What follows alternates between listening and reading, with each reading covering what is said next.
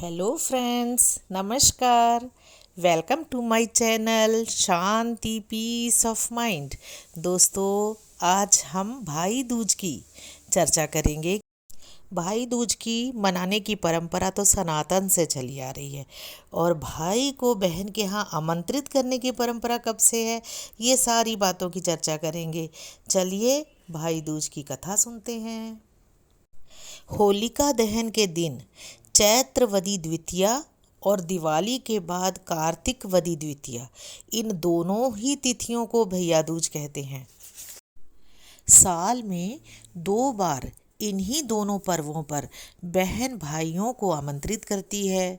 भैया दूज के दिन मध्या के पूर्व ही पूजन होता है। जो स्त्रियां बाहर नहीं जा सकती, वे अपने घर के द्वार के पास भाई भौजाई की प्रतिमा सूचक गेरू से 2 पुतलियां लिखती हैं और रोली अक्षत से उनकी पूजा करके पकवानों का भोग लगाती हैं। इसके पश्चात द्वार की पूजा होती है। मकान के प्रवेश द्वार की देहली के नीचे बाहरी ओर गोबर की चौकोर वेदी बनाई जाती है और गोबर की 4 पुतलियां उसके चारों कोनों पर और 1 पुतली बीच में रख दी जाती है। गृहस्थी संबंधी और बहुत सी सामग्री जैसे चूल्हा, चक्की, हांडी इत्यादि गोबर के बनाकर उसी में इधर उधर सजा दिए जाते हैं। फिर द्वार के पास भाई भौजाई की प्रतिमा लिखी जाती है। पहले रोली अक्षत धूप दीप नैवेद्य आदि से वेदी की पूजा करके भाई भौजाई की पूजा की जाती है और कहानी कही जाती है। कहानी पूरी होते ही स्त्रियां मूसल चला चला कर कहती हैं, जो कोई हमारे भाई को देखकर जले बले उसका मुंह इस तरह मूसल से तोड़ूं फोड़ूं। इसके बाद जिन स्त्रियों के भाई निकट होते हैं वे उनको भोजन कराती हैं। बहन भाई का टीका करती है और भाई बहन के चरण छूकर जो कुछ देना चाहते हैं वह देता है। फाग की दूज को भाई का टीका गुलाल से किया जाता है और दिवाली की दूज को हल्दी से टीका किया जाता है। अब भैया दूज की कथा सुनते हैं। कथा इस प्रकार है। 7 बहनों का एक दुलारा भाई था। वह अपने माँ बाप का इकलौता बेटा और 7 बहनों का छोटा भाई होने के कारण बड़े ही लाड प्यार से पला था। कभी किसी ने उसे भूल कर भी दुर्वचन नहीं कहा था।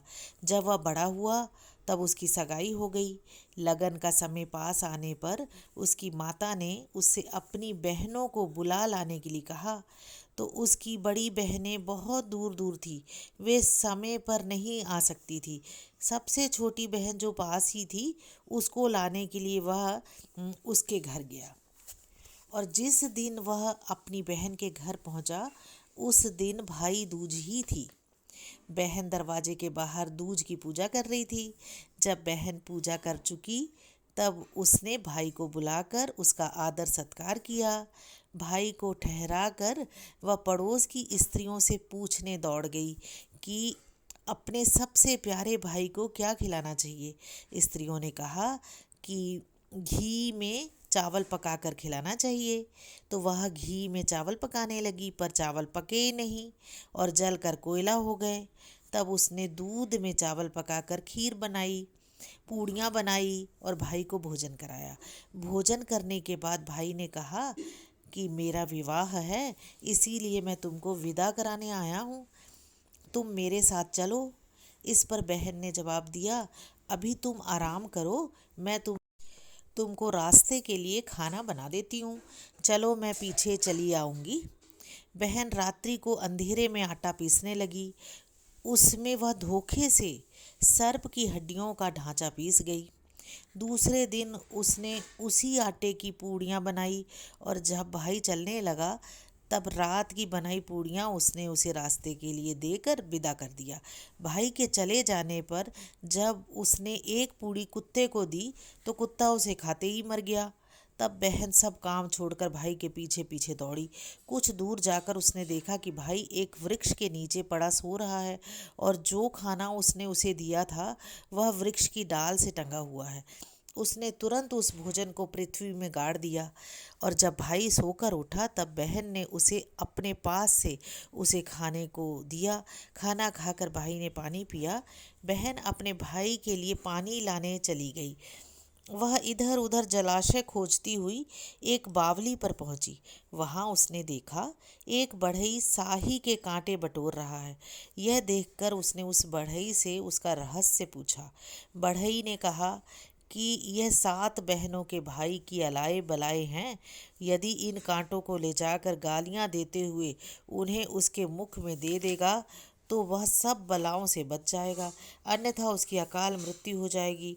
जहाँ वह ब्याहने जाएगा वहाँ का द्वार फिसल कर उस पर गिर पड़ेगा, और यदि कोई बारात आने के दिन द्वार पर सोने की ध्वजा चढ़ा देगा तो वह द्वार नहीं गिरेगा। दूसरी विपत्ति उसके भांवरों के समय है। ठीक भांवरों के समय एक सिंह आएगा और उसे उठा ले जाएगा।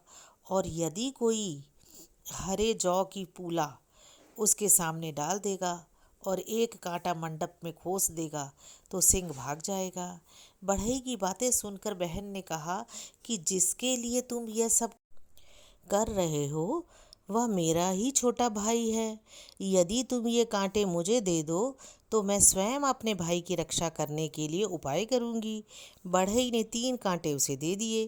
कांटे पाते ही वह गालियां देती हुई अपने भाई के पास गई और एक कांटा उसके मुंह में छुआ दिया। और उसकी गालियां सुनकर वह आश्चर्य में पड़ गया। उसने अपनी बहन से पूछा भी कि क्या हो गया तुम्हें, परंतु उसने किसी बात का बहन ने ठीक से उत्तर ही नहीं दिया। भाई ने उसे पागल समझ लिया कि मेरी बहन पागल हो गई, और पागल समझकर वो अपने घर लेके आ गया।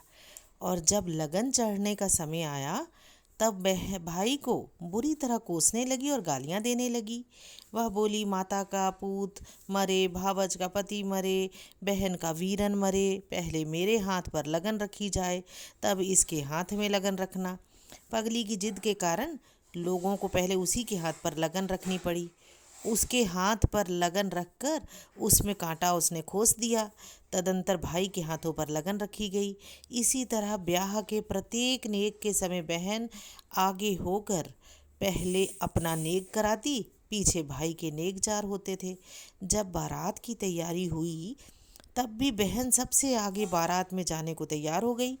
भाई की ससुराल में पहुंचकर उसने तुरंत ही ससुर के द्वार पर सोने की ध्वजा चढ़वाई। और जब भांवरों का समय आया तब बहन डेरे में सो रही थी।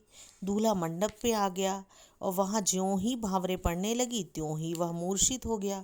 उसे मूर्छित देखकर लोग उसकी बहन को बुलाने दौड़ गए।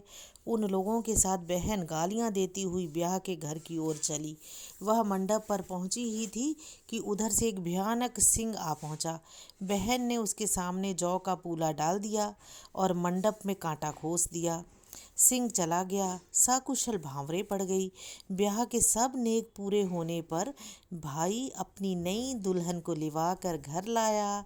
ग्राम देवताओं की पूजा होने के बाद जब सोनारे के नेग का समय आया तब भी बहन मचल गई। भाई भौजाई के साथ मैं भी सोऊंगी, और सब लोग मना करने लगे, पर वह कब किसी की सुनती थी। वह एक ओर भाई को और दूसरी ओर भौजाई को लेटाकर बीच में स्वयं लेट गई। भाई और भावज दोनों सो गए। कोठे के बाहर स्त्रियां गाना बजाने लगी। ठीक आधी रात के समय ऊपर से सर्प उतरा और बहन जाग रही थी। उसने सर्प को मारकर एक कपड़े के नीचे ढांक दिया और आप गाती हुई बाहर निकल आई। भाई भावज दोनों आनंद से रात भर सोते रहे। बहन भी सब कामों से निश्चिंत होकर सो गई। दोपहर तक सोती ही रही। भाई के जगाने पर भी वह नहीं उठी। अंत में उसकी माता ने खींचकर उसे उसके ससुराल भेजना ही उचित समझा।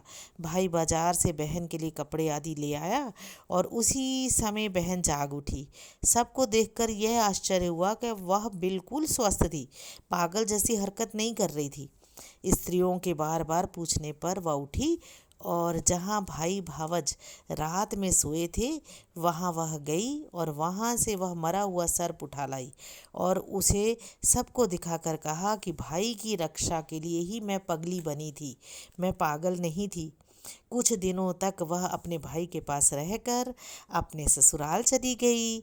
भाई भावज भी आनंद से रहने लगे। दूज की पूजा तो सनातन से चली आ रही है, परंतु भाई को आमंत्रित करने की परंपरा इसी समय से चली है।